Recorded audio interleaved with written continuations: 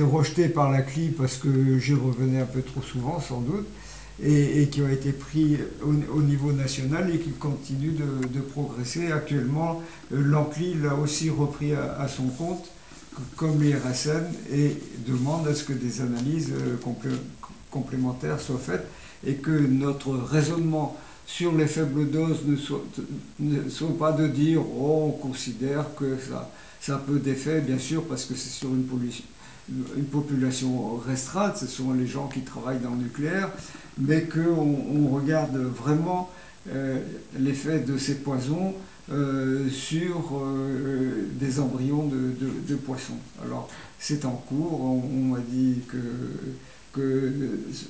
j'aurai sûrement un rapport là-dessus. Alors je ne sais pas si je vivrai assez longtemps pour le voir, mais je suis assez content de ne pas avoir lâché l'affaire et de voir que c'est pris en compte maintenant par des organismes importants nationaux.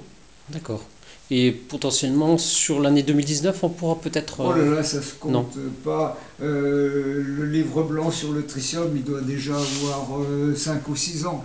Et les fameuses analyses n'ont pas encore commencé. Donc c'est pour ça que je m'impatientais. Donc on n'est qu'au début Mais d'une maintenant, étude, je quoi. suis content de voir qu'il y a des scientifiques qui les prennent à leur compte. Plus on sera nombreux à secouer un peu le panier, plus ça a des chances d'aboutir, quoi. Très bien. Et est-ce qu'on peut parler d'un effet cocktail? On n'en a pas parlé, mais je suis en train de penser maintenant à vous entendre. Est-ce il existe un effet cocktail ou pas? Je ne sais pas, je suis Non. incapable de répondre. Il y a un effet multiplicateur, alors je ne sais pas si on peut appeler ça un effet cocktail. On sait que les nuisances ne s'additionnent pas mais se multiplient. Et peuvent avoir un effet Plus d'étouffement complexe. sur un individu plus complexe lorsqu'il a cumulé un certain nombre de poisons. On appelle ça poison si on veut.